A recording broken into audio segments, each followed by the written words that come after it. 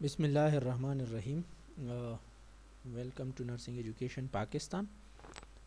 आज हम nursing research के कोर्स के यूनिट 7 और लेक्चर 1 की क्लास लेंगे, जो कि बेसिकली रिसर्च क्रिटिक के बारे में है कि रिसर्च प्रोसेस को, चाहे वो क्वांटिटेटिव हो या क्वालिटेटिव हो, उसको हमने कैसे क्रिटिक करना होता है।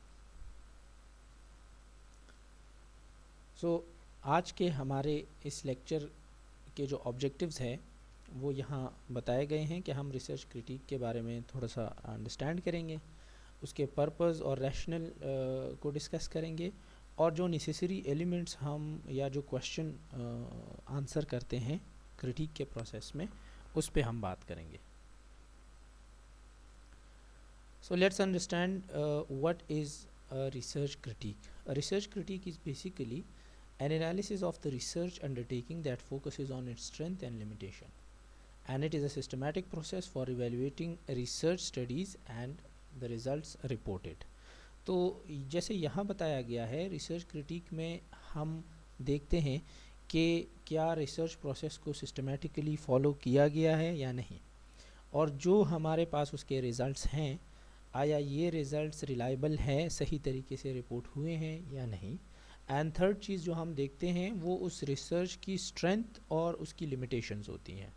स्ट्रेंथ चाहे उसकी मेथडोलॉजी की हो, चाहे उसकी सैम्पल की हो, चाहे उसके लिटरेचर रिव्यू की हो, और लिमिटेशंस की जहाँ तक बात करें तो जो उसके ऑब्जेक्टिव्स हैं, क्या वो उस तरीके से आंसर किए गए हैं जिस तरह रिसर्च की रिक्वायरमेंट्स थी या नहीं। इन सब पे हम रिसर्च क्रिटिक में बात करते हैं। So the purpose of research critique is to determine whether the findings are usable for us or not. हमारे लिए जो रिसर्च हम पढ़ रहे हैं, क्या वो हमारे लिए उसकी फाइंडिंग यूजेबल है, बेनिफिशियल है या नहीं है। यही चीज़ हमें रिसर्च क्रिटिक से पता चलती है। और हम रिसर्च क्रिटिक करते क्यों हैं? क्योंकि हमारे पास ज़्यादातर आजकल जो प्रेडिटरी जर्नल्स का कॉन्सेप्ट निकला हुआ है, या ऐसे रिसर्चेस का कॉन्सेप्ट निकला हुआ है जिसमें डेटा फैब्रिकेशंस होती हैं या फॉल्सिफिकेशंस होती हैं, जिसमें डेटा या तो रियली एग्जिस्ट नहीं करता, या फिर डेटा में मैनिपुलेशन होती है और रिज़ल्ट्स अपने विश के हिसाब से रिपोर्टेड होते हैं। और फिर ऐसे जर्नल्स जो पैसे लेके वो ये नहीं देखते कि किस तरीके का रिसर्च है और कितनी उसकी क्रेडिबिलिटी है, उसका प्रोसेस कितना रिलायबल है, उसको भी पब्लिश कर देते हैं। वो हमारे प्रैक्टिसेस को नेगेटिवली इन्फ्लुएंस करता है। इसीलिए हम रिसर्च क्रिटिक को आजकल बहुत इम्पोर्टेंस देते हैं। और ये इसलिए कि जैसे यहाँ बताया कि तमाम जो साइंटिफिक स्टडीज़ होती हैं वो साउंड नहीं होती, उनकी रिलायबिलिटी जो है वो क्वेश्चनेबल ज़रूर होती है। कुछ रिसर्च स्टडीज़ जो कि या कुछ limited number of research studies या परसेंटेज ऐसे ज़रूर होता है जिनको सही प्रोसेस किया होता है, जो सिस्टमेटिकली फॉलो किया होता है, और उनको भी हम रिसर्च क्रिटिक के ज़रिए मालूम करते हैं। सो research critic is very important for a research enthusiast, कि वो उसको पढ़े, उसको समझे और वो क्रिटिक करे, ताकि जो फाइंडिंग्स हैं उसको इवैल्यूएट की जा सके कि वो किस हद तक ठीक है। क्योंकि जो रिज़ल्ट्स हमारे पास होते हैं वो उसकी वैलिडिटी को कभी कभी बहुत कम सपोर्ट करता है और उसमें बायसनेस हमें रिफ्लेक्ट होती है। तो इसीलिए रिसर्च क्रिटिक की इम्पोर्टेंस और बढ़ जाती है। चार इम्पॉर्टेंट चीज़ें हमारे पास ऐसी है जिनको हम क्रिटिक के प्रोसेस में बहुत इम्पोर्टेंस देते हैं। एक तो ये कि understanding of the research purpose and problem while we determine if the design and methodology are consistent with the purpose or not.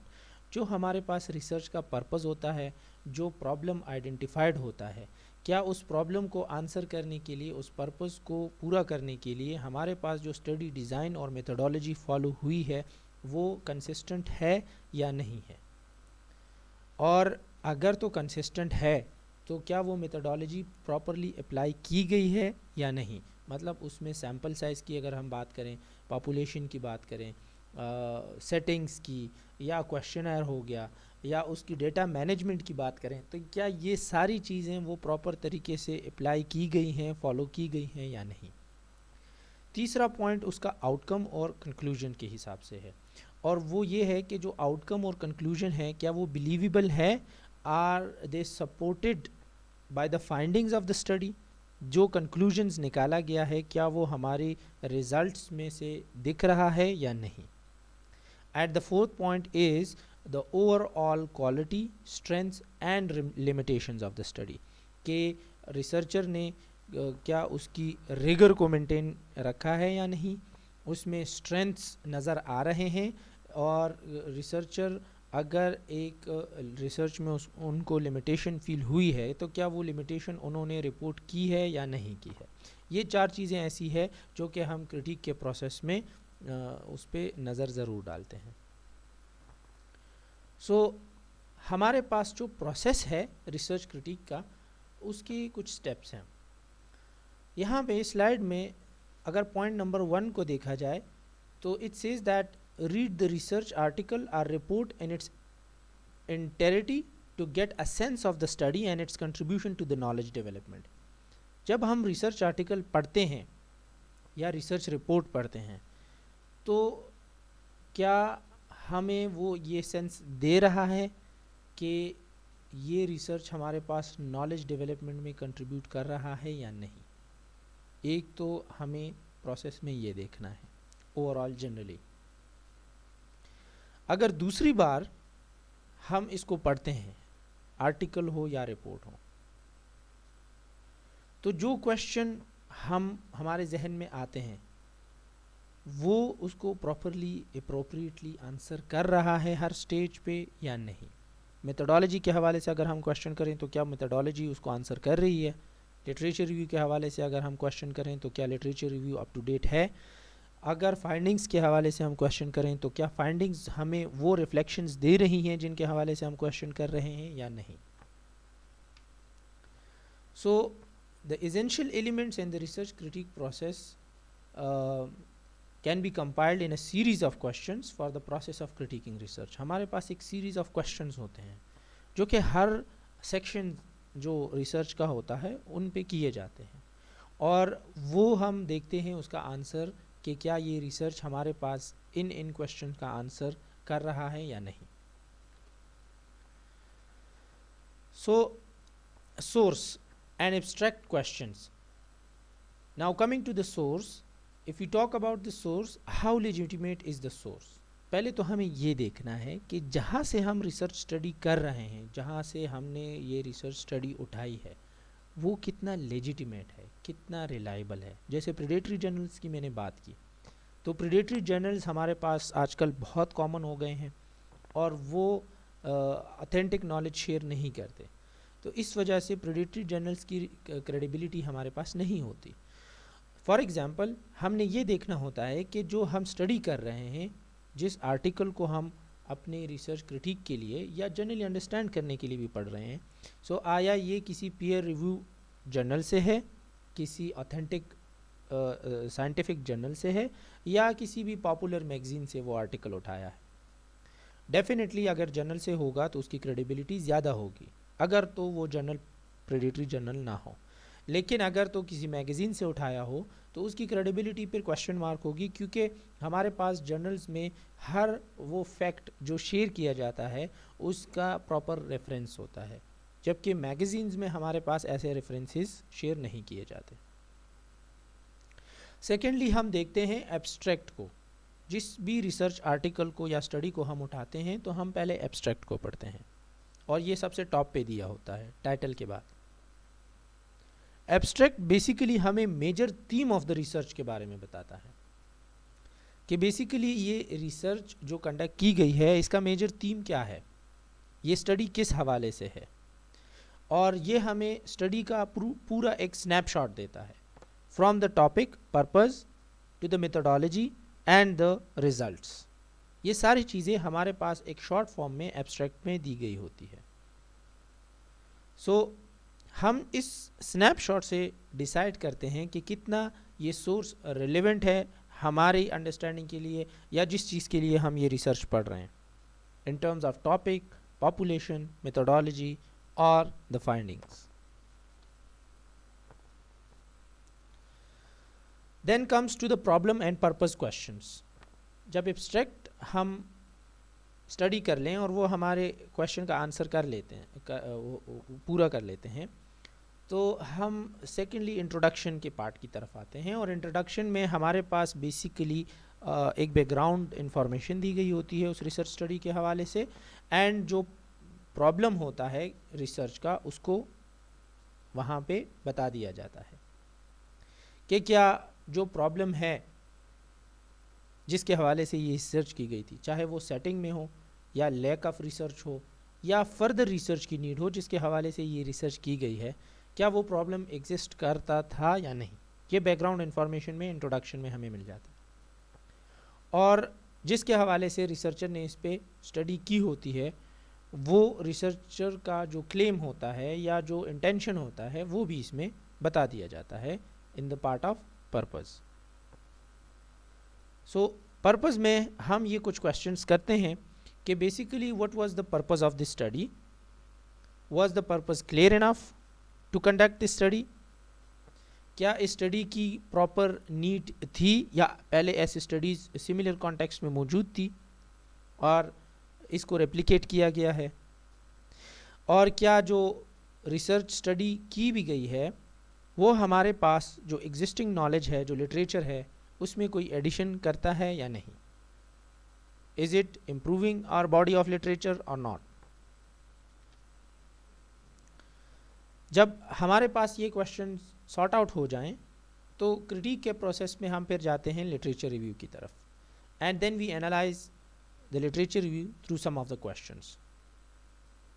उसमें जो हम मेजर क्वेश्चंस देखते हैं जिनका आंसर हमें मालूम करना होता है अपने रिसर्च आर्टिकल में, वो कुछ ऐसे होते हैं कि हम देखते हैं कि क्या ये रिसर्च स्टडी जो सपोर्टेड है through previous research, is it comprehensive, जो पहले लिटरेचर रिपोर्ट किया गया है क्या वो प्रॉपर तरीके से है, मोस्ट रिलेवेंट लिटरेचर है या नहीं, और अप टू डेट लिटरेचर है या बहुत पुराना है। यूजुअली हम जो सोर्सेज पुराने लिटरेचर की हम रिपोर्ट करते हैं for the support of the research study, तो हम वो प्रेफर करते हैं लास्ट 5 ईयर्स की। अगर इन केस बहुत ऐसी मजबूरी हो कि लास्ट 5 ईयर में हमारे पास रिसर्च मौजूद ना हो उस हवाले से, तो हम 10 ईयर्स की तरफ जाते हैं। लेकिन मोस्टली हम प्रेफर करते हैं कि जो रिसर्च सोर्सेज हम या लिटरेचर उसको रिपोर्ट सपोर्ट कर रहा होता है हमारे रिसर्च स्टडी को, तो वो हम लास्ट 5 ईयर्स को देखते हैं। क्या जो पब्लिकेशंस हुई हैं उसको रिव्यू प्रॉपरली किया गया है या नहीं, और मेजॉरिटी सोर्सेज जो है वो प्राइमरी हैं या सेकेंडरी है। मतलब जो ऐसी स्टडीज़ होती हैं एम्पेरिकल जिसको कहते हैं, या जो प्राइमरी स्टडीज़ होती हैं उनसे डायरेक्टली पॉइंट्स उठा के अपने रिसर्च आर्टिकल को या रिसर्च स्टडी को सपोर्ट किया गया है, या ऐसे सेकेंडरी सोर्सेज से सपोर्ट किया गया है कि किसी दूसरे आर्टिकल ने किसी तीसरे आर्टिकल से सपोर्ट उठाया था और इस रिसर्चर ने अपने रिसर्च स्टडी के लिए उस तीसरे आर्टिकल को अपने आर्टिकल की सपोर्ट के लिए यूज़ किया था by using the second one. So ये सेकेंडरी लिटरेचर सपोर्ट कहलाएगा। कुछ और लिटरेचर रिव्यू के हवाले से जो हम क्वेश्चन करते हैं तो वो थ्योरेटिकल और कंसेप्चुअल फ्रेमवर्क के बारे में करते हैं कि क्या इस स्टडी का कोई थ्योरेटिकल बैकग्राउंड है या नहीं, और अगर तो थ्योरेटिकल फ्रेमवर्क एग्जिस्ट नहीं कर रहा जो इस स्टडी को गाइड कर रहा होता है, तो क्या कोई कंसेप्चुअल फ्रेमवर्क बनाया गया था जिसके बेस पे इस स्टडी को कैरी आउट किया गया था या नहीं, and is it well organised और does it include an introduction and a summary और नॉट। जो लिटरेचर रिव्यू होता है क्या वो प्रॉपर तरीके से ऑर्गेनाइज तरीके से रिपोर्टेड है और उसकी कोई एक शॉर्ट समरी दी गई है at the end of the literature review और नॉट, ये हमें चेक करना होता है, क्योंकि लिटरेचर रिव्यू का प्रॉपर एक ऑर्गेनाइज तरीके से रिपोर्ट करना बहुत इंपॉर्टेंट होता है, वरना फिर ये डाइवर्जन कॉज करता है और फिर माइंड डाइवर्ट होता है, फोकस उस रिसर्च स्टडी पे नहीं आता। तो इसीलिए लिटरेचर रिव्यू को ऑर्गेनाइज तरीके से एक सिस्टमेटिक तरीके से रिपोर्ट करना बहुत ज़रूरी होता है। Now coming to the third part, that is the methodology, जिसमें हम रिसर्च की जो मेथड सेक्शन है उस पे हम क्वेश्चंस करते हैं, क्योंकि ये बहुत इंपॉर्टेंट होता है और इसके बेस पे हमारी रिसर्च की क्रेडिबिलिटी और ऑथेंटिसिटी डिपेंड करती है। पहले हम ये देखते हैं कि क्या रिसर्च क्वेश्चंस बता दिए गए हैं, रिपोर्ट किए गए हैं या नहीं, कि किन क्वेश्चंस को ऑथर्स ने रिपोर्ट करना था या आंसर करना था, वो क्वेश्चंस उस आर्टिकल में, रिसर्च स्टडी में क्लियरली मेंशन्ड है या नहीं। अगर थे तो कौन से क्वेश्चन थे, क्या थे, क्या वो क्लियरली स्टेटेड थे, क्या वो पर्पस से मैच कर रहे थे, और क्या उसमें वेरिएबल्स आइडेंटिफाइड थे या नहीं। अगर तो वेरिएबल्स के थ्रू कोई भी एसोसिएशन या रिलेशनशिप मालूम करना था तो क्या वो बता दिए गए थे या नहीं। और इसके बाद हम आते हैं हाइपोथेसिस की तरफ। सो इसमें हम ये पूछते हैं कि क्या रिसर्चर ने कोई हाइपोथेसिस दी है या नहीं, और अगर दी है तो क्या हाइपोथेसिस थी। अल्टरनेट हाइपोथेसिस जो क्लेम रिफ्लेक्ट करता है वो क्या था, क्या वो क्लियरली स्टेटेड था, और क्या वो पर्पस से मैच कर रहा था या नहीं। इससे आगे हम मेथोडोलॉजी में तो बहुत सारे क्वेश्चंस करते हैं, और मेथोडोलॉजी में जो जो पॉइंट्स, जो जो सेक्शंस होते हैं उन सब के बारे में ही हम क्वेश्चन करते हैं। हम रिसर्च क्वेश्चन और हाइपोथेसिस के बाद देखते हैं कि पार्टिसिपेंट, चाहे वो पॉपुलेशन हो, सैंपल हो या सेटिंग्स हो, वो किस तरह सेलेक्ट की गई थी। हमारे पास एग्जिस्टिंग पॉपुलेशन कितनी थी, उसको सेलेक्ट कैसे किया गया था, फिर उस पॉपुलेशन में से पार्टिसिपेंट्स को कैसे सेलेक्ट किया गया था, सैंपल साइज कितना बड़ा था और उसको कैलकुलेट कैसे किया गया था, और कौन कौन ऐसे लोग थे जिनको इस रिसर्च स्टडी से एक्सक्लूड कर दिया गया था क्योंकि वो रिसर्च का इंक्लूजन क्राइटेरिया पूरा नहीं कर रहे थे, और इंक्लूजन क्राइटेरिया था क्या। ये सारे क्वेश्चंस हमारे पास रिसर्च में मेथोडोलॉजी के सेक्शन में बड़े इंपॉर्टेंट होते हैं, क्योंकि ये रिलेवेंसी शो कर रहा होता है और ये इंटरनल कंसिस्टेंसी के हवाले से बहुत इंपॉर्टेंस रखता है। स्टडी की रिलायबिलिटी हो या वैलिडिटी हो, ये सैम्पल, पार्टिसिपेंट और इंस्ट्रूमेंट के साथ साथ बाकी चीज़ों पे बहुत ज़्यादा डिपेंडेंट होता है। जब हम पार्टिसिपेंट और पॉपुलेशन की बात पूरी कर लें तो उसके बाद हम आते हैं इंस्ट्रूमेंट की तरफ। हम इंस्ट्रूमेंट को जज करते हैं कि जो इंस्ट्रूमेंट या टूल डेटा कलेक्शन के लिए यूज़ किया गया था वो कौन सा था, क्या वो डेवलप किया गया था या किसी से अडॉप्ट किया था, किसी दूसरी स्टडी से, ऑर्गेनाइजेशन से अडॉप्ट किया था, और अगर तो वो किसी और से अडॉप्ट किया था या ख़ुद डेवलप किया था तो किस तरीके से किया था, उसकी वैलिडिटी और रिलायबिलिटी क्या थी, क्या CVI मालूम किया गया था, और क्या उसका क्रॉनबैक अल्फ़ा कितना था, क्या वो टूल डायरेक्टली उस फिनोमेना और वेरिएबल को मेजर कर रहा है जिसको रिसर्च स्टडी ने इंटेंट किया हो या नहीं। और फिर जो भी क्वेश्चनर यूज़ किया गया हो जिसके बेस पे रिसर्च के जो वेरिएबल्स मेजर किए गए हो तो उसकी स्कोरिंग किस तरह की गई है और उससे मीनिंगफुल रिजल्ट्स किस तरीके से निकाले गए हैं, क्या ये सारी चीज़ें क्लियरली डिस्क्राइब्ड हैं या नहीं। ये सारी चीज़ें हम इंस्ट्रूमेंट के हवाले से करते हैं in the section of methodology. इसके बाद हम रिसर्च डिज़ाइन पे क्वेश्चंस करते हैं कि कौन सा स्पेसिफिक रिसर्च डिज़ाइन यूज़ हुआ है और किस तरीके से फिर डेटा कलेक्शन की गई है, डेटा कलेक्शन कितने टाइम के लिए थी और ये प्रोस्पेक्टिव थी या रेट्रोस्पेक्टिव थी, कौन से ऐसे स्टेप्स थे जो टाइमलाइन में फॉलो किए गए थे, क्या ये 1 स्टेज डेटा कलेक्शन थी या 2 स्टेज या मल्टीपल स्टेज डेटा कलेक्शन थी, और डेटा कलेक्शन के दौरान पोटेंशियल लिमिटेशन क्या कोई पहले से बता दिए गए थे, और अगर तो वो लिमिटेशन सामने आई थी, वो फेस हुई थी, तो उसको किस तरीके से एड्रेस किया गया था। ये भी क्वेश्चंस हम मेथोडोलॉजी में पूछते हैं। इसी मेथोडोलॉजी के सेक्शन में फिर हम डेटा एनालिसिस प्लान के बारे में भी पूछते हैं कि जो डेटा एनालिसिस का जो एक प्लान बताया होता है क्या वो अप्रोप्रिएट था, उसकी स्ट्रेटजी सही थी according to the purpose of the study और नॉट। और इसके बाद हम जब क्वेश्चंस पे आते हैं in the section of results, तो हम पूछते हैं कि जो रिजल्ट्स आए हैं हमारे पास, क्या वो उन रिसर्च क्वेश्चन को और हाइपोथेसिस को एड्रेस कर रहे हैं, जवाब कर रहे हैं या नहीं। और अगर तो वो उन रिसर्च क्वेश्चंस को जवाब भी प्रॉपरली दे रहे हैं और हाइपोथेसिस को प्रूव भी कर रहे हैं या डिसप्रूव कर रहे हैं, तो क्या ये फाइंडिंग्स क्लियरली डिस्क्राइब की गई है, इसकी डिस्क्रिप्शन सही है या नहीं है। और फिर इसके बाद हम फाइंडिंग में एक इम्पॉर्टेंट चीज़ ये भी है कि टेस्ट्स को भी देखते हैं कि जो हमारे पास जो एम है उसके हवाले से प्रॉपर स्टेटिस्टिकल टेस्ट अप्लाई किए गए हैं या नहीं। अगर तो हम क्वांटिटेटिव स्टडीज़ में हैं, अगर तो क्वालिटेटिव स्टडी के क्रिटिक करें तो हम देखते हैं कि जो रिज़ल्ट्स हैं वो किस तरीके से रिपोर्ट की गई हैं। और रिज़ल्ट्स के सेक्शन के बाद हम आते हैं डिस्कशन के सेक्शन की तरफ। डिस्कशन में फिर जो भी हमारी रिसर्च स्टडी होती है उसको हम डिस्कस करते हैं विद द रिलेवेंट लिटरेचर। जो हमारा रिज़ल्ट रिपोर्ट कर रहा होता है, टॉप जो हमारे टॉप फाइंडिंग्स होती हैं, वो हम उसको या तो इन सपोर्ट या इन कंट्रास्ट बाकी स्टडीज़ में क्या लिटरेचर अवेलेबल है, क्या इंफॉर्मेशन अवेलेबल है, उसके साथ रिपोर्ट करते हैं।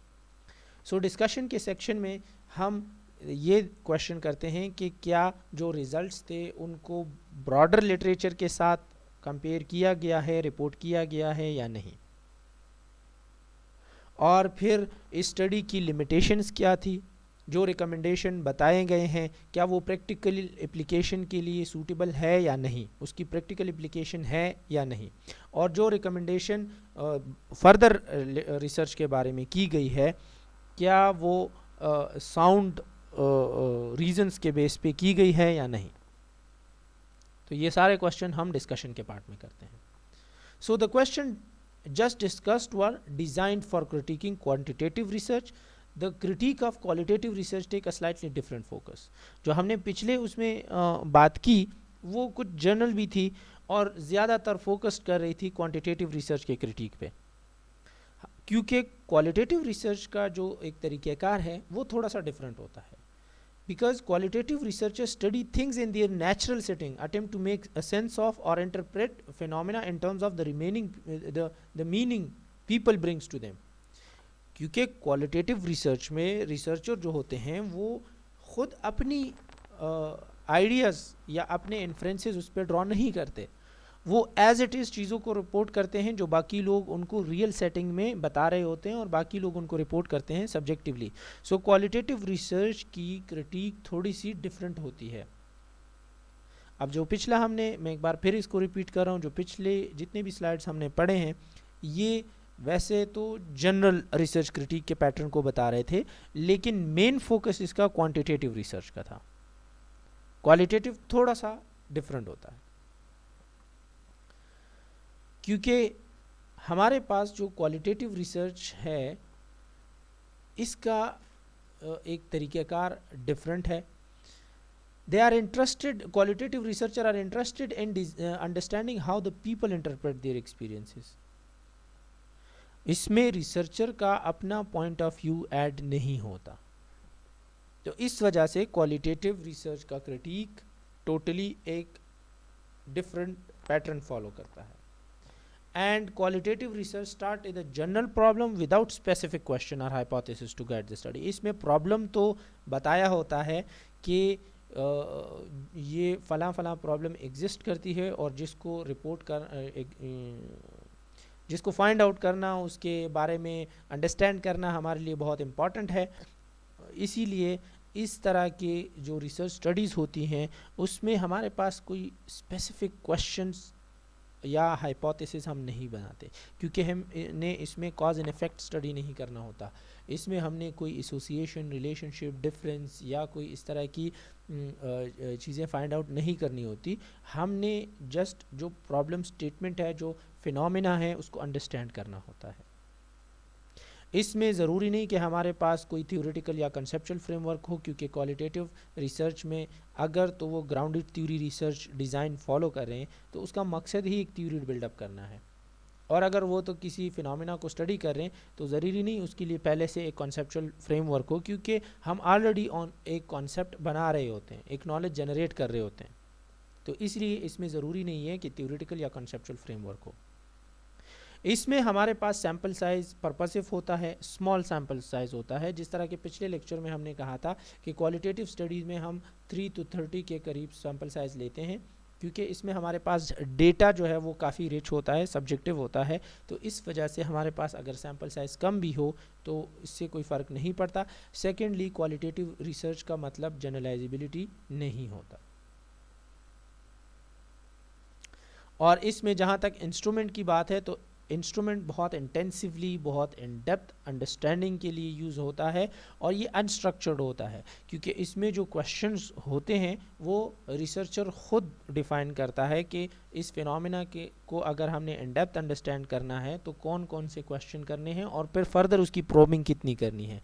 तो इस वजह से क्वालिटेटिव रिसर्च बहुत एक अनस्ट्रक्चर्ड या सेमी स्ट्रक्चर्ड क्वेश्चनर यूज़ करते हैं जिसकी प्री टेस्टेड वैलिडिटी या रिलायबिलिटी ज़रूरी नहीं होती। और चूंकि इसका डेटा हमारे पास mainly in the form of words होता है, सब्जेक्टिव फॉर्म में हमारे पास इसका डेटा और रिजल्ट्स होते हैं, तो इसीलिए हम यहाँ पे टेस्ट्स की और जो अप्रोप्रिएटनेस डिस्क्रिप्शन की बात है वो नहीं करते रिसर्चर की साइड से, क्योंकि वो already in the form of words खुद रिपोर्ट कर रहे होते हैं रिजल्ट्स को। और ये रिजल्ट्स जो होते हैं ये पार्टिसिपेंट की जो अपने परसीव्ड रियलिटीज़ होती हैं उसको रिपोर्ट कर रही होती हैं। हमारे पास क्वालिटेटिव रिसर्च में पार्टिसिपेंट को ये राइट होता है कि they can review their data for accuracy and provide feedback to the researcher, के रिसर्चर ने उनके जो दिए गए डेटा है उसको कितना एक्यूरेटली रिपोर्ट किया है। So given these characteristics to the qualitative research, what addition or different component can we add in the examination of the qualitative research? हमें बेसिकली किन किन चीज़ों की ज़रूरत होती है कि अगर हम क्रिटिक करें किसी भी क्वालिटेटिव रिसर्च पे, जो पिछले स्लाइड में दी गई कैरेक्टरिस्टिक्स थी उनको मद्देनज़र रखें तो हमें किन किन चीज़ों की ज़रूरत होगी। ये एक क्वेश्चन मार्क है, इस पे आप ख़ुद थोड़ा सा ब्रेनस्टॉर्म करें और इसको खुद फाइंड आउट करें before going to the next slide. So the critic of qualitative research, हमें उसमें कुछ मेन क्वेश्चंस जो हम पूछते हैं वो ये है कि बेसिकली फिनोमेना ऑफ इंटरेस्ट क्या था, और जो स्टडी है उसकी क्वालिटेटिव इंक्वायरी के लिए कोई डिज़ाइन आइडेंटिफाई किया गया था या नहीं। Do the problem and purpose match the study? Overarching research questions, क्या जो पर्पस और प्रॉब्लम थे वो हमारे पास जो रिसर्च क्वेश्चंस हैं उनसे रिलेवेंट थे या नहीं, और क्या एथिकल कंसिडरेशंस को फॉलो किया गया था या नहीं, जिसमें हम रिसर्चर पार्टिसिपेंट के आपस के जान पहचान रिलेशनशिप को हम देखते हैं। इसके अलावा हम रिसर्चर के बैकग्राउंड को, उसके रोल को, वहाँ पे क्या क्या पॉसिबल बायसेस हो सकती हैं उसको, और जो पोटेंशियल अजम्पशंस जो पहले से एक कुछ अजम्पशंस अगर रिसर्चर के साइड से पॉसिबल हो तो वो हम क्वेश्चन करते हैं, क्योंकि ये चीज़ें फिर जो हमारे पास क्वालिटेटिव रिसर्च के रिज़ल्ट्स होते हैं उनको इन्फ्लुएंस करती है। और जो रिसर्च सेटिंग्स थी, जो एनवायरनमेंट था जहाँ पे ये रिसर्च स्टडी कंडक्ट की गई थी, तो उसको डिस्क्राइब किया गया है, प्रॉपरली रिपोर्ट किया गया है या नहीं।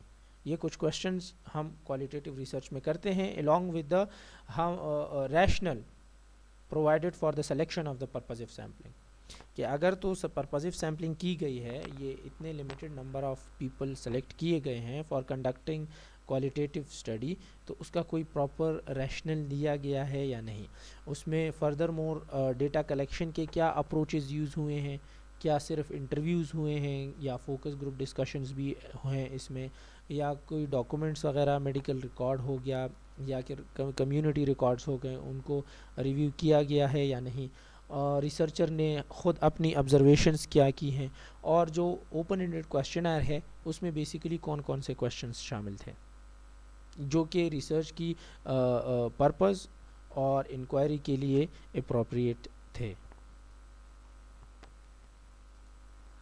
इसके अलावा हम कुछ और जो क्वेश्चंस क्वालिटेटिव रिसर्च के क्रिटिक में करते हैं और उसका आंसर फाइंड आउट करने की कोशिश करते हैं, तो उसमें एक ज़ाहिर सी बात है, रिसर्च एक सिस्टमेटिक प्रोसेस है, तो हम ये क्वेश्चन ज़रूर करते हैं कि क्या ये रिसर्च स्टडी सिस्टमेटिकली फॉलो की गई है, और अगर तो हमारे पास जो डेटा आया है उसकी सिस्टमेटिक एनालिसिस की गई है या नहीं।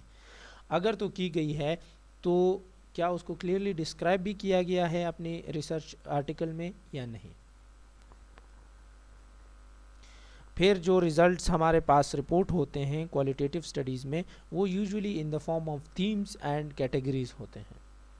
तो क्या उन थीम्स और कैटेगरीज को क्लियरली रीडर्स के लिए प्रेजेंट किया गया है या नहीं, क्योंकि हमारे पास जो क्वांटिटेटिव स्टडीज़ होती हैं उसमें हम results in the form of tables और ग्राफ्स और इन चीज़ों में रिपोर्ट करते हैं, जबकि हमारे पास क्वालिटेटिव स्टडीज़ में चूँकि सब्जेक्टिव रिपोर्टिंग होती है, तो इसमें मेन थीम्स और कैटेगरीज होती है कि अंडर द थीम ऑफ ए कौन से XYZ कैटेगरीज आएंगे, और फिर हर कैटेगरी में पार्टिसिपेंट ने क्या क्या पॉइंट्स बताए हैं वो पॉइंट्स रिपोर्ट होते हैं। सो वो कितना क्लियरली और प्रेजेंटेबल फॉर्म में उस रिसर्च आर्टिकल में इंक्लूड किया गया है। इसके अलावा जो एक और क्वेश्चन हम उसका आंसर देखते हैं वो ये कि does the researcher integrate his or own thought process from field notes and reflexive journals, जो कि ऑब्जर्वेशन रिसर्चर ने की होती है in the form of field notes या रिफ्लेक्टिव जर्नल्स, रिफ्लेक्सिव जर्नल्स लिखे होते हैं, तो क्या रिसर्चर ने वहाँ से भी कुछ इन्फॉर्मेशन ऐड की है रिजल्ट्स में या नहीं, एंड क्या ये स्टडी अपनी लिमिटेशंस बता रही है या नहीं बता रही। ये कुछ मेन क्वेश्चंस हैं जिनको हम क्वालिटेटिव रिसर्च में पूछते हैं। फर्दर मोर ये कुछ फर्दर क्वेश्चंस हैं कि जो रिगर है वो कौन से क्राइटेरिया के बेस पे मेंटेन की गई है, क्या लिंकन इन गुबा का है, क्या कोई दूसरा क्राइटेरिया यूज़ किया गया है, इसमें क्रेडिबिलिटी क्या है, डिपेंडेबिलिटी, कन्फर्मेबिलिटी एंड ट्रांसफरेबिलिटी को कैसे मेंटेन किया गया है, स्टडी की ट्रायंगुलेशन किस तरह की गई है, क्या क्रॉस चेकिंग की गई है या नहीं, डेटा की ऑडिटिंग की है या नहीं की है, और डेटा हमारे पास सेचुरेशन लेवल पे पहुंचा है या नहीं पहुंचा, कितनी देर के लिए जो पार्टिसिपेंट थे उनको एंगेज किया गया था, और रिसर्चर की अपनी क्रेडिबिलिटी क्या है। ये एक इम्पॉर्टेंट चीज़ है जो हम क्वांटिटेटिव क्वालिटेटिव स्टडीज़ में एक डिफरेंस है कि यहाँ पे क्रिटिक में रिसर्चर की क्रेडिबिलिटी को भी क्वेश्चन किया जाता है। सो कुछ स्टडीज़ हमारे पास ऐसे होती हैं जो कि मिक्स मेथड स्टडीज़ कहलाती हैं, और मिक्स मेथड स्टडीज़ में हम क्वालिटेटिव और क्वांटिटेटिव दोनों अप्रोचेस यूज़ करते हैं। पहले लोग यूजुअली क्वालिटेटिव अप्रोच के थ्रू जो उसकी नॉलेज होती है वो जनरेट करते हैं, उसके बारे में अंडरस्टैंड करते हैं और सब्जेक्टिव फॉर्म में उसकी रिपोर्टिंग की जाती है, और फिर उसके बाद क्वांटिटेटिव रिपोर्टिंग होती है जो क्वांटिटेटिव डेटा कलेक्ट किया गया है उसका। सो जब दोनों स्टडी डिज़ाइंस फॉलो हों, क्वालिटेटिव और क्वांटिटेटिव बोथ, तो इस तरह की रिसर्च स्टडीज़ को हम मिक्स मेथड रिसर्च स्टडीज़ कहते हैं। तो जब मिक्स मेथड रिसर्च स्टडीज़ को हम क्रिटिक करते हैं तो हम ये रैशनल देखते हैं कि मिक्स मेथड क्यों यूज़ किया गया है, क्या डिस्कशन जो है वो इस टू टाइप ऑफ डेटा के बेस पे है या नहीं है, and is it integrated with each other, ये दोनों टाइप ऑफ डेटा को इंटीग्रेट किया गया है या नहीं है, और आपस में अगर इंटीग्रेट किया गया है तो वो हमारे जो रिसर्च आउटकम्स है उसको स्ट्रॉन्ग बना रही है या नहीं।